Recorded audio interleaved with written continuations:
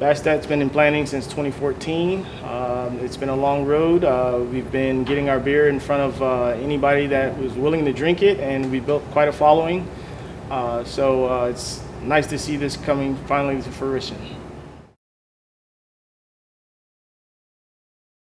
Bastet is brewing all kinds of styles of beer right now, but we're mainly focusing on things that we find interesting and unusual.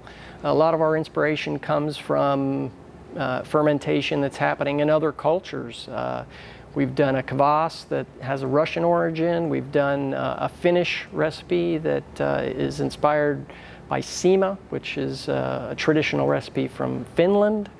And we've done tepache, which is a traditional Mexican ferment.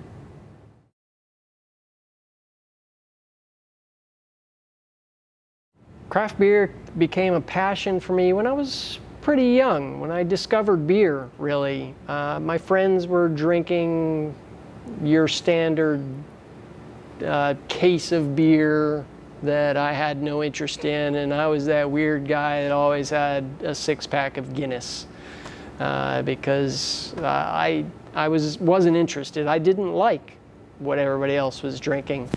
So my trajectory into craft beer was, now that I'm in the business and working with other people in craft beer, maybe not so unusual, but in my crowd it was at the time. I was interested in things that Germany was doing, for instance. I drank a Hefeweizen that was completely unique to me. I had no idea that there was beer like this, and it was nowhere near your standard 24-pack of something light.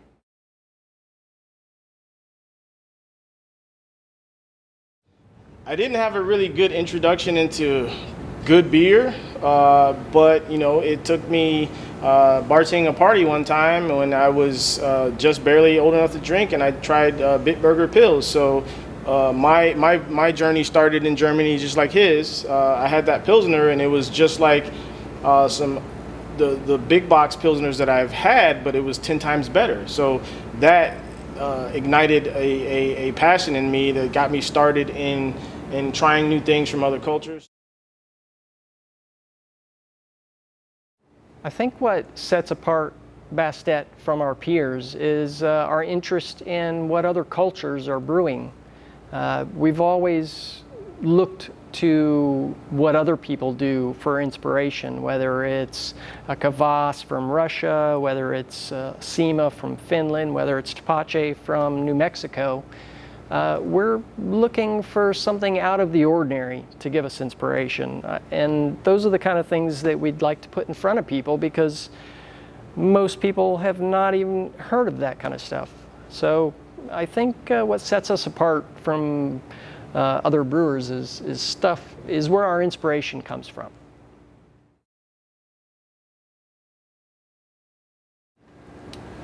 We've been brewing a ton of stuff. Most important are cores, which we want to make sure those are in tip-top shape when it comes to opening our doors. But we've also been experimenting with other things like a kvass, you know, a typical Russian ferment. Like we said, we're extremely interested in other cultures, and I think that's important for anybody to kind of go outside their comfort zone and try other things. I mean, that's what life is about. You know, variety is the spice of life. So we feel the same way when it comes to our beers. We don't only want to have a pale ale on or a stout on. We want to have those, but we want to, in addition, have some kind of crazy things. And I think that's what we've kind of become as our mantra. So essentially, Tom and I are both foodies, so we're really into food and other culture food and other rare ingredient, like we said before. So we really incorporated that when we come to building our recipes, and it's received well with our fan base. They know that's kind of our shtick, and I think we deliver it well. And I think it's like I said, I think it's well received, and I think that kind of sets us apart from the other breweries.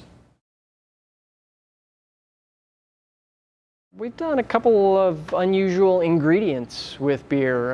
Again, flavor things that I haven't seen in other beers, that go shopping around looking for something unusual. What I found was a citron fruit called Buddha's hand. It looks like a big hand that's yellow in color. It's very lemony in aroma and flavor.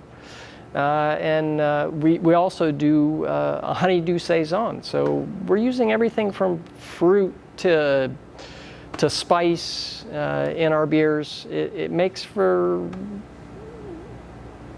good for people that are flavor fanatics. Absolutely, and I agree with that. You know, we tend to touch on, we get inspiration from everywhere. You know, whether it's from the Asian market or like a farmer's market, we tend to pick unusual spices. I've done a mango beer with saffron. Like, who would think to put saffron in beer? You know, that's what makes your yellow rice turn yellow. But this beer came out amazing. You know, so we tend to go off the beaten path when it comes to building our recipes and the flavor profile. And I think what helps us is that we have food backgrounds, and we've been cooking since we were little, and that translates really well in the beers, especially when you're taking these aggressive moves. We're using ingredient that people just don't want to touch because it's too daunting. So craft beer in Florida still has plenty of room for growth. Right now, beer in Florida is probably a quarter of what it is in states like Colorado in breweries per capita and gallons per 21 and over adult. Florida's lagging behind the rest of the country, so Bastet Brewing feels like it's getting in at a good time in the state of Florida. Absolutely. We're one of the fastest growing states in the industry, but like he touched on just now, there's a lot of room for growth. There's a huge market, and there's a huge amount of consumers that are there to fill those chairs of new breweries opening.